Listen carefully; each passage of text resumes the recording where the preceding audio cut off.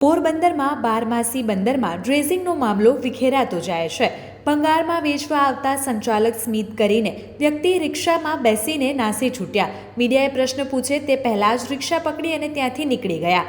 પોરબંદરના સુભાષનગર વિસ્તારમાં 21 કરોડ રૂપિયાનું ડ્રેઝિંગ થયું છે તેવો દાવો કરી બિલ મંજૂર કરવામાં આવ્યું છે. સામાજિક કાર્યકરે અને ખુલાસા કરી આ ડ્રેઝિંગ થયું નથી અને તેમાં લેવાયેલા અને લવાયેલા વાહનો કોઈપણ પ્રકારના નામ, નંબર, નિશાન, રજિસ્ટર વગરના છે અને તેને સમુદ્ર કિનારે છોડી દેવામાં આવ્યા હતા. નવરાત્રિના સમયગાળામાં આ ડ્રેઝિંગ લાંબા સમયથી સમુદ્રના મોજમાં લથડિયા ખાતા હતા, જેને આજે ભંગાર કરી વેચી નાખવાનું કાવતરું કરવામાં આવ્યું. જોકે ત્યાં ઉભેલા માલિકને પૂછવામાં આવતા માલિકે કેમેરા જોઈ રિક્ષામાં બેસી નાસી છૂટ્યા. મીડિયા સામે કોઈપણ પ્રકારના જવાબ આપવા માલિકે પછી તેને સંચાલકોએ કોઈપણ પ્રકારનો જવાબ આપવા તૈયાર નથી.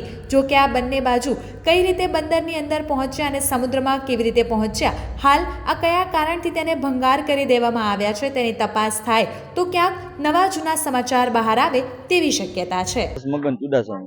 દિનેશભાઈ, તમે અત્યારે જે ભંગાર કાઢો છે કેવાનો ભંગાર છે, કોની પાસે ખરીદી કર્યો?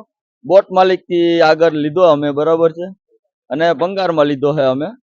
અમે વેચાતો લીધો એની આગળથી, બરાબર. એક 10,000 નો લીધો અને એક 40,000 નો લીધો, ટોટલ 50,000 નો લીધો અમે. બે બોટો લીધી છે? ના, એક જ આ ભાંગેલી બોટ લીધી છે. માલિક કોણ છે?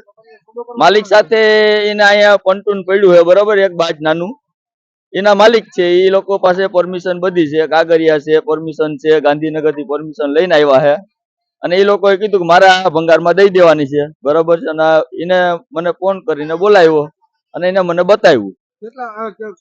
નામ શું છે માલિકનું? માલિકનું નામ તો મને નથી આવડતું, ભૈયા છે એ લોકોનું, બરાબર છે. નામ મને નથી આવડતું, ભાઈ અહીંયા હાજરમાં છે અને એ લોકો હમણાં અહીંયા આવશે.